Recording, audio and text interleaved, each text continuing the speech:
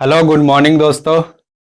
आज हम लोग बात करने वाले हैं ओवरऑल ग्रोथ के बारे में। बच्चे के ग्रोथ के बारे में बात करेंगे कि उनका आफ्टर बर्थ के बाद जो है बच्चे का ग्रोथ किस हिसाब से बढ़ता है और किस उम्र में कितना होना चाहिए, उसके बारे में आज हम लोग बात करेंगे। तो चलिए वीडियो को शुरू करते हैं।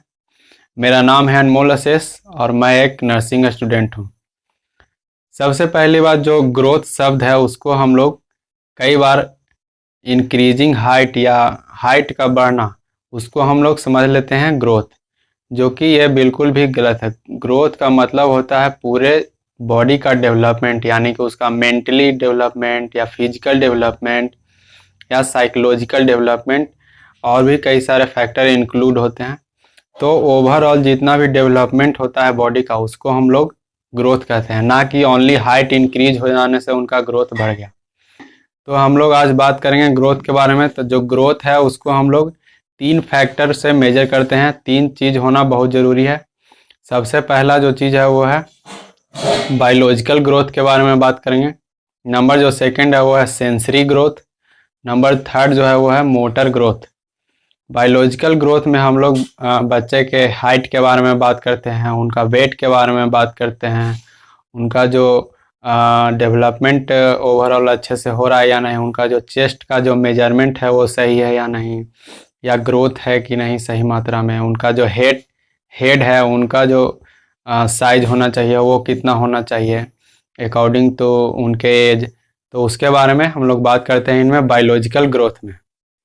नंबर सेकंड चीज़ जो है सेंसरी ग्रोथ। सेंसरी ग्रोथ में हम लोग बात करते हैं कि बच्चा के स्मेलिंग के बारे में, वो स्मेल सही उनमें सही तरह से कर रहा है या नहीं।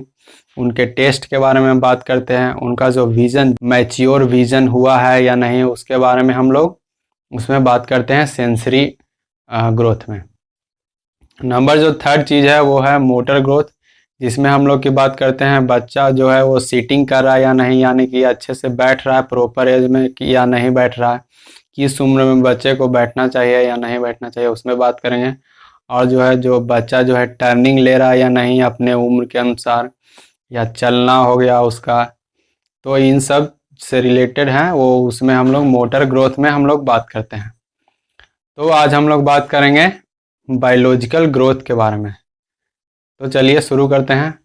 जो बायोलॉजिकल ग्रोथ के बारे में जो मैं बात करने वाला हूँ, इसमें मैंने 37 से 42 वीक के जो बेबी हैं जिनका जन्म हुआ है उसके बारे में बात करेंगे। जो बेबी 37 वीक से लेकर के 42 वीक में जिनका जन्म होता है उनको हम लोग फुल टर्म बेबी कहते हैं, यानी कि सही मैच्योर बेबी हम लोग उसको कहते हैं। एक होता है प्री मैच्योर बेबी जो कि 37 वीक से पहले जिनका जन्म होता है, एक होता है पोस्ट मैच्योर बेबी जिसका 42 वीक से बाद उनका जन्म होता है। तो उन दोनों बेबी का मैं बात नहीं करने वाला हूँ।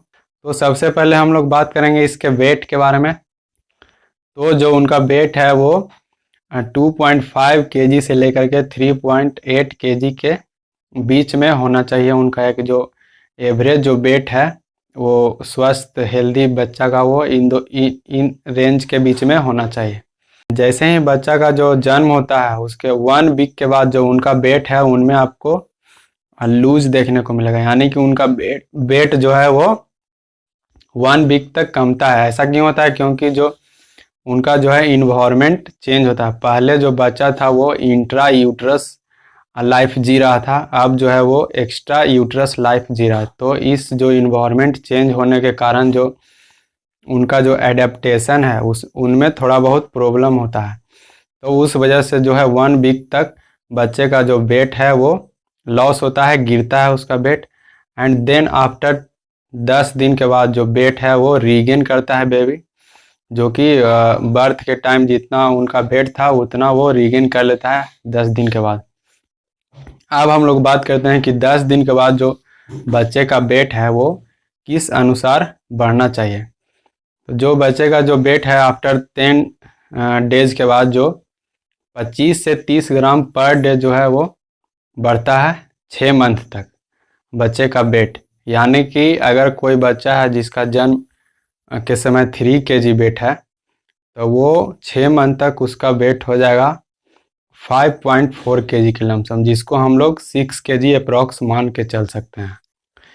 यानी कि जो जन्म के समय जितना वेट था उसका डबल 6 मंथ में जो है बच्चे का जो वेट है वो डबल हो जाना चाहिए एट बर्थ के मुकाबले। जितना उनका बर्थ के समय जो उनका वेट था उनका डबल 6 मंथ में हो जाना चाहिए। एक हेल्दी बेबी का मैं बात कर रहा हूँ।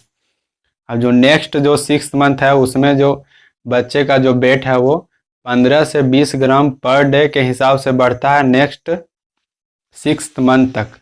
तो इस हिसाब से बच्चे का जो वेट है वो 1 साल तक वो 3 गुना हो जाता है।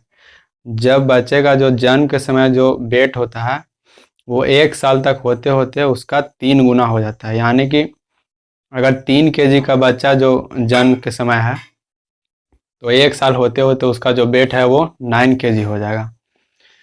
तो ये रहा उनके वेट के बारे में। अब हम लोग बात करते हैं उसके हाइट एंड लेंथ के बारे में।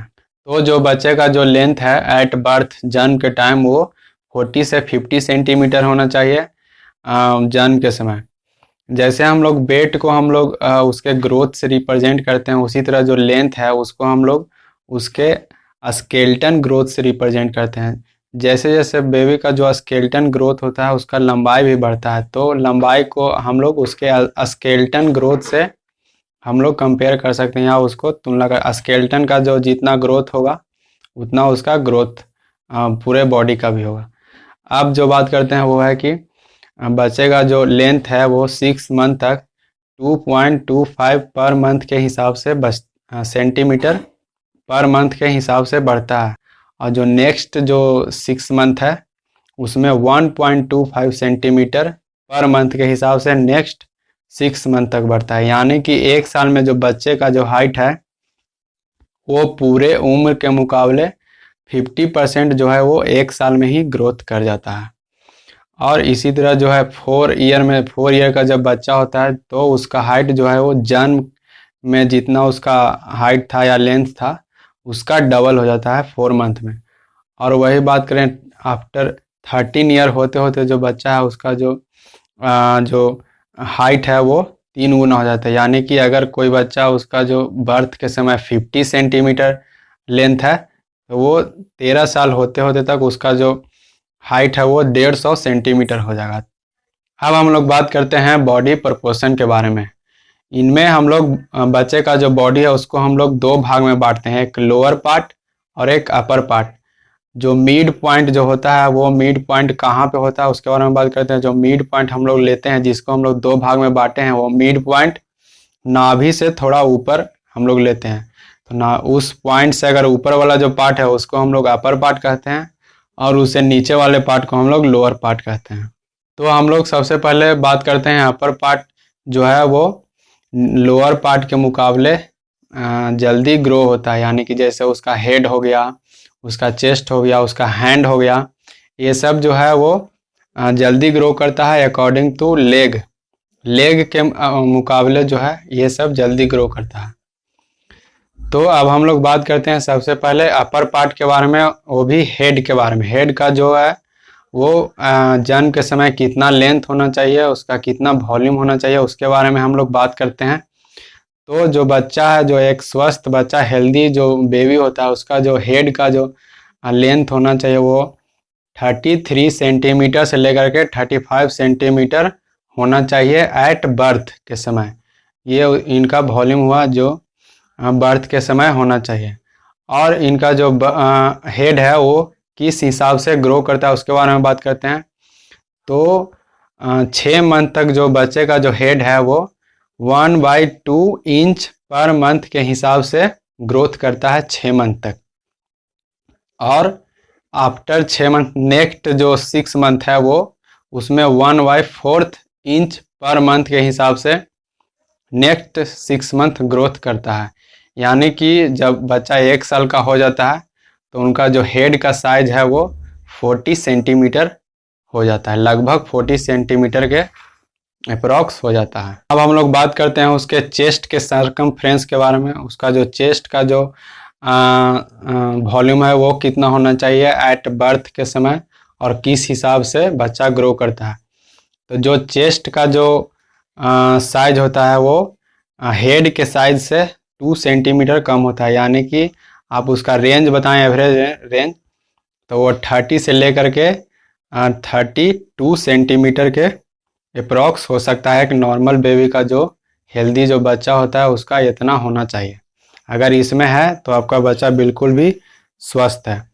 जब बच्चा जन्म लेता है उसमें जो बच्चे का जो चेस्ट है वो राउंड शेप में होता है, उतना कोई चौड़ा टाइप का बड़ नहीं होता है। यानी कि जो इस टाइप का जो ऊपर अपर एंड नीचे का जो लेंथ हो गया और जो राइट एंड लेफ्ट का जो लेंथ हो गया वो ओवरऑल राउंड होता है। आप उसको मेजर करेंगे तो राउंड शेप में होगा। जैसे जैसे बच्चा जो है वो ग्रो करता है उस हिसाब से उसका जो राइट एंड लेफ्ट साइज का जो चेस्ट का जो साइज है वो इंक्रीज करता है धीरे धीरे जैसे जैसे ग्रो करता है। तो उस हिसाब से तो 1 साल तक होते होते बच्चे का जो चेस्ट का साइज है वो 45 सेंटीमीटर हो जाता है, और वही 2 साल तक होते होते 47.5 सेंटीमीटर हो जाता है, एंड 5 साल तक होते होते 53.5 सेंटीमीटर के अप्रॉक्स हो जाता है। और जो 2 फैक्टर जो रह गए हैं वो हम लोग सेकेंड वीडियो में बात करेंगे, क्योंकि यह वीडियो बहुत ही ज़्यादा लंबा हो रहा है। तो चलिए वीडियो को समाप्त करते हैं। अगर आपको अच्छा लगा हो तो वीडियो को लाइक शेयर कमेंट जरूर करें। मिलते हैं फिर नेक्स्ट वीडियो में। Thank you so much.